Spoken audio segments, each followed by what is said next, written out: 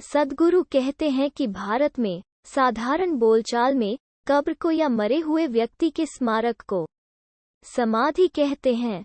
जब किसी को किसी जगह दफनाया जाता है या किसी का कहीं अंतिम संस्कार होता है और उस जगह पर किसी तरह का कोई चबूतरा या स्मारक बना दिया जाता है, तो उस जगह को उस व्यक्ति की समाधि कहते हैं। पर वास्तव में समाधि मानवीय चेतना की वो सबसे ऊंची अवस्था है जिस तक कोई व्यक्ति पहुंच सकता है। जब कोई मरता है और दफनाया जाता है तो उस जगह को उस व्यक्ति का नाम दे देते हैं।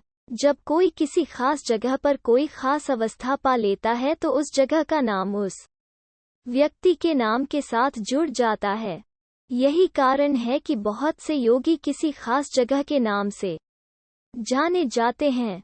कुछ इसी तरह से श्री पलानीस्वामी को उनका नाम मिला क्योंकि वे समाधि की अवस्था में जिस जगह बैठे उस जगह का नाम पलानी था।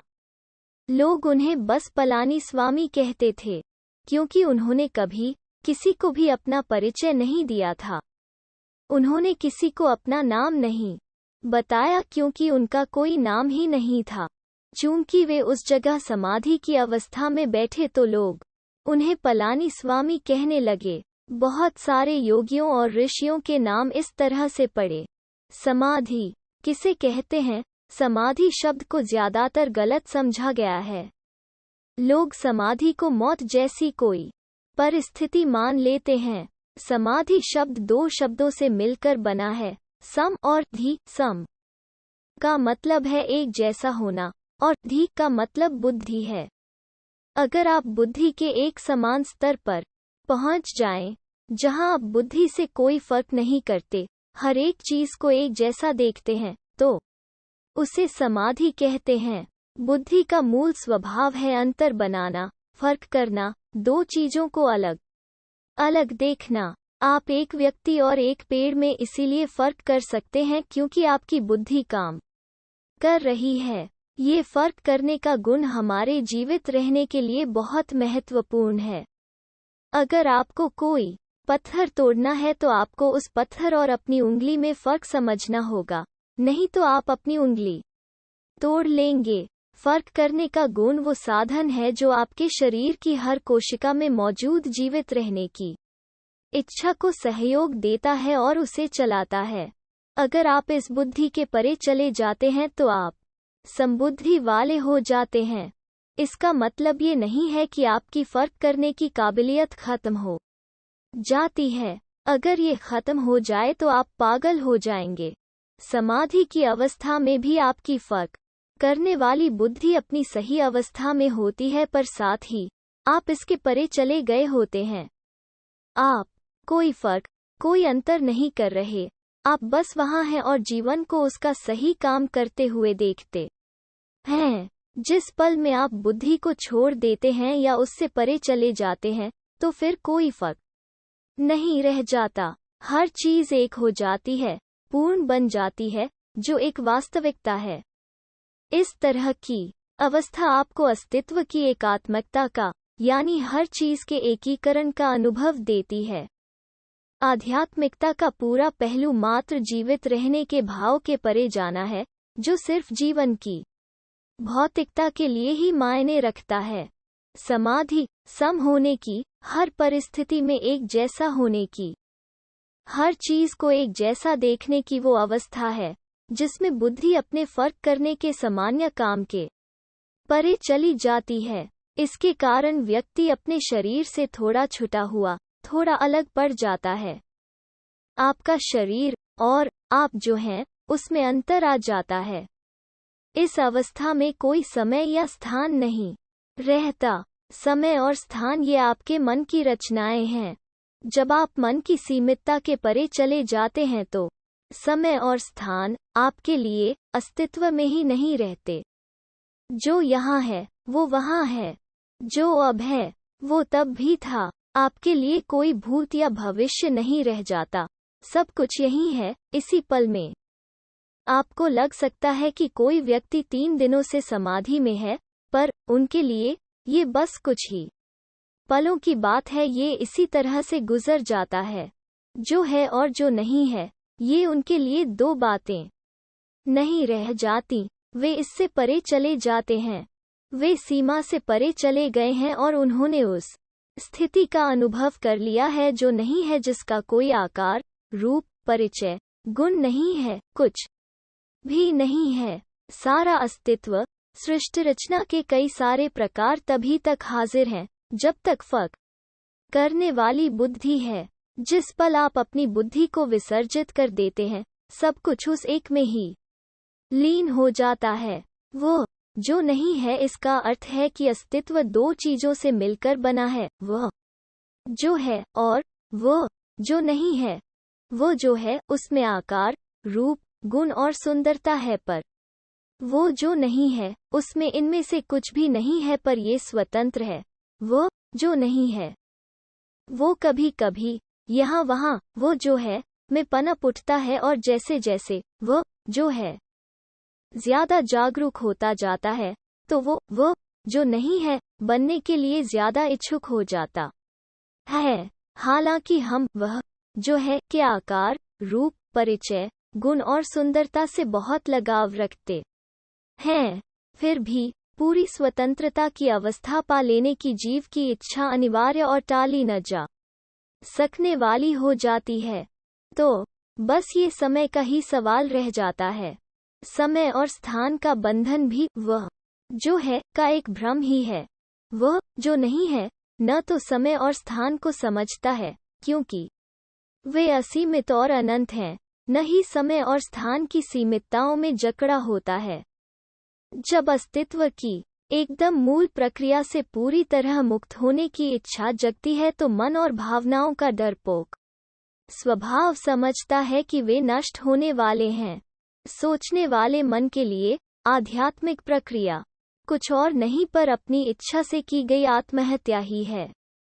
पर ये आत्महत्या नहीं है, ये उससे कहीं ज्यादा है। अपने आप को खत्म करने की इच्छा का एक खराब तरीका आत्महत्या है। मैं इसे खराब कहता हूँ क्योंकि ये असफल ही होता है, ये काम नहीं करता। पर हमारी इस संस्कृति में ऐसे लोग हैं जो उसको उस ढंग से करते हैं जिससे ये वाकई में काम करता है। वो होती है आध्यात्मिक प्रक्रिया। समाधि के अलग अलग प्रकार हैं। मनुष्य को 8 प्रकार की समाधियां उपलब्ध हैं।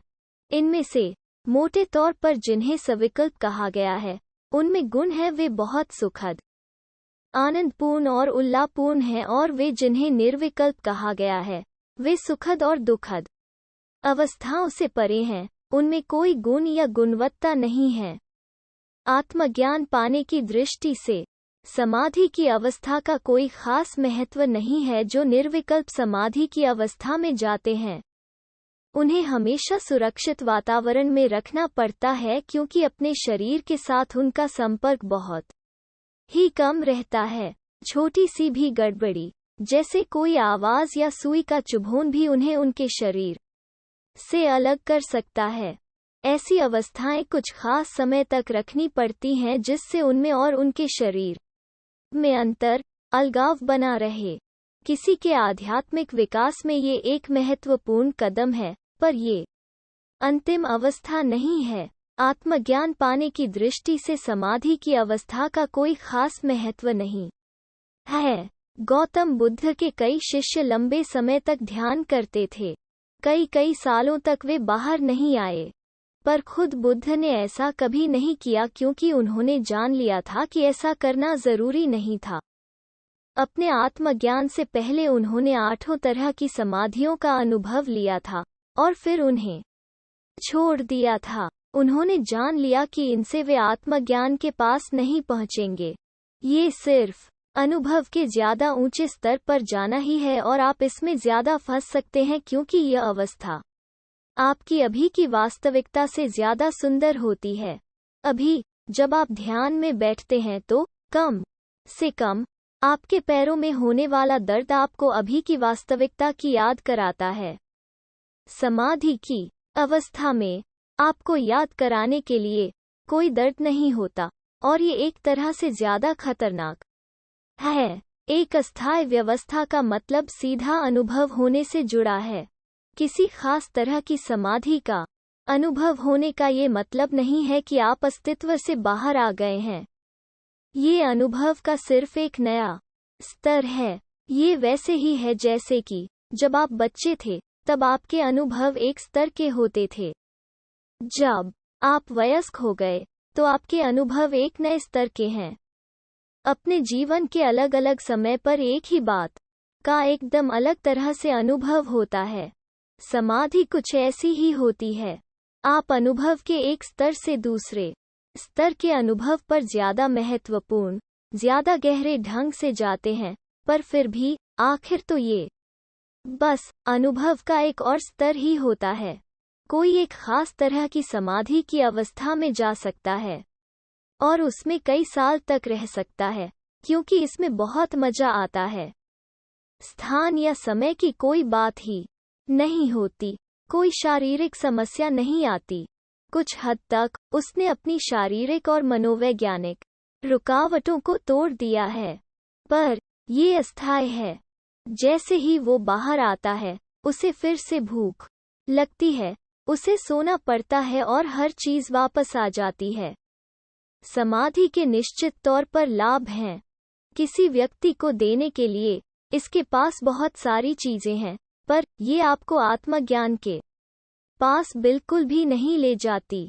किसी व्यवस्थित आदमी की तुलना में थोड़े पिए हुए आदमी के अनुभव का स्तर अलग होता है, पर किसी समय पर तो उसे व्यवस्थित होना ही पड़ता है। मैं तो कहूँगा कि किसी भी प्रकार की समाधि एक तरह से कोई बाहरी नशा लिए बिना थोड़ा बहका हुआ होने की अवस्था ही है। इन अवस्थाओं में जाने से आपके लिए एक नया आयाम खुलता है, पर इससे आप में कोई बड़ा बदलाव नहीं आता। आप किसी नई वास्तविकता में नहीं पहुंचते। बात बस ये है कि उसी एक वास्तविकता में आपके अनुभव का स्तर ज्यादा गहरा हो गया है।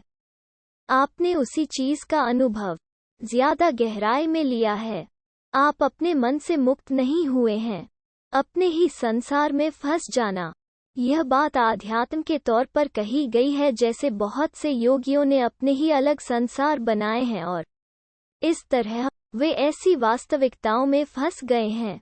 मैं अब उस क्षेत्र में जा रहा हूं जो सांध्यकालीन समय जैसा है, जिसमें हर चीज स्पष्ट नहीं होती, पर ऐसे बहुत से योगी हैं जिन्होंने अपने चारों तरफ अपने ही संसार बना लिए हैं। कोई योगी किसी गुफा में जाकर रहता है और वास्तव में वो वहीं अपना ब्रह्मांड बना लेता है। ये कोई मजाक नहीं है। वो जो भी चाहता है वो सब बना लेता है, अपनी ही तरह के ग्रह, अपनी धरती, हर चीज उसकी अपनी ही तरह की, और वो वहां बड़ी खुशी से रहता है। गुफा के अंदर पूरा ब्रह्मांड होता है। आप चाहें तो एक परमाणु जितनी जगह में भी पूरा ब्रह्मांड बना सकते हैं, क्योंकि यहाँ और वहाँ, अब और तब, इतना और उतना, ये सब मन की ही तो रचनाएं हैं। ऐसे बहुत से योगी हैं, पर वे किसी भी तरह से आपसे ज्यादा आत्मज्ञान के नजदीक नहीं हैं। वे एक अलग दुनिया में रहते हैं। बात बस इतनी ही है। शायद आपसे ज्यादा वे फंसे हैं क्योंकि वे उस ब्रह्मांड के रचनाकार भी हैं। उन्होंने सृष्टि रचना की कला सीख ली है, पर ये अंतिम मुक्ति नहीं बन पाती। ये अलग तरह का काम बन जाता है, चीजें करने का एक अलग ढंग। कोई चित्रकार कैनवास पर एक नया संसार बना देता है, कोई योगी वास्तव में इसे बनाता है। चित्रकार की रचना 2 आयामों वाली होती है, जबकि योगी की कृति 3 आयामी होती है। ये ज्यादा धोखा देने वाली बात है। कोई कलाकार जो दुनिया बना रहा है उसमें वो इतना ज्यादा शामिल हो जाता है कि वो उसे सच मानने लगता है और उसके लिए ये सच ही होता है। एक कवि को यकीन होता है कि जो कुछ वो लिख रहा है वही सच है। इसी तरह से कोई चित्रकार जो कुछ भी बना रहा है उसमें वो इतना ज्यादा तल्लीन हो जाता है कि उसको यकीन हो जाता है कि वही सच है। जब 2 आयामी चीजें ऐसी हैं तो अगर आप अपने चारों ओर 3 आयामी चीजें बना ले तो निश्चित ही आप उनमें कहीं ज्यादा फंस जाते हैं। जब आप अपनी ही चेतना से परे जाना चाहते हैं तो आपके पास जो कुछ भी है, उस हर एक चीज की जरूरत आपको पड़ती है। अलग अलग अवस्थाओं में जाना महत्वपूर्ण नहीं है, ये आपको मुक्ति की तरफ नहीं ले जाएगा। बहुत से लोगों को समाधि की अवस्था में ले जाने के लिए हमारे पास पर्याप्त ऊर्जा है। अगर आप 3 या 6 महीनों के लिए उसमें जाना चाहते हैं तो ये संभव है, पर उससे हासिल क्या होगा? ये आपको विसर्जित नहीं करेगा, ये बस एक और तरह का कर्म बंधन ही है। अगर आपने अपना मकसद तय कर लिया है, अगर आपके जीवन में सबसे बड़ी प्राथमिकता मुक्ति ही है, तो कोई भी चीज जो आपको मुक्ति के एक कदम नजदीक न ले जाए, वो बेकार है। कोई आदमी जो माउंट एवरेस्ट पर चढ़ना चाहता है, वो एक कदम भी इधर उधर सही रास्ते से अलग नहीं रखता, जब तक ये बिल्कुल ही जरूरी न हो। उसकी ऊर्जा की छोटी से छोटी मात्रा भी सिर्फ शिखर तक जाने के लिए ही खर्च होती है। जब आप अपनी ही चेतना से परे जाना चाहते हैं, तब आपके पास जो कुछ भी है, उस हर एक चीज की जरूरत आपको पड़ती है। महासमाधि वो आयाम है जिसमें आप फर्क करने की योग्यता के परे जाते हैं, सिर्फ अनुभव की दृष्टि से ही नहीं, पर अस्तित्व की दृष्टि से भी। जब तक आप शरीर में हैं, जो भी मुक्ति आप पालें, आपका शरीर तो एक सीमितता रहेगा ही, ये पूरी मुक्ति नहीं होती। जब कोई अपना शरीर पूरी जागरूकता में छोड़ता है, तो हम उसे महासमाधि कहते हैं, क्योंकि उसने अपना शरीर भी छोड़ दिया है। महासमाधि वो आयाम है जिसमें आप फर्क करने की योग्यता के परे जाते हैं, सिर्फ अनुभव की दृष्टि से ही नहीं, पर अस्तित्व की दृष्टि से भी। आप हैं और कोई अन्य है, ऐसी कोई बात नहीं रहती। अभी तो आप हैं और कोई दूसरा है, ये वास्तविकता आपको पता है। समाधि की अवस्था में आप उस फर्क के परे चले जाते हैं और अपने अनुभव में आप अस्तित्व की एकरूपता को देख सकते हैं।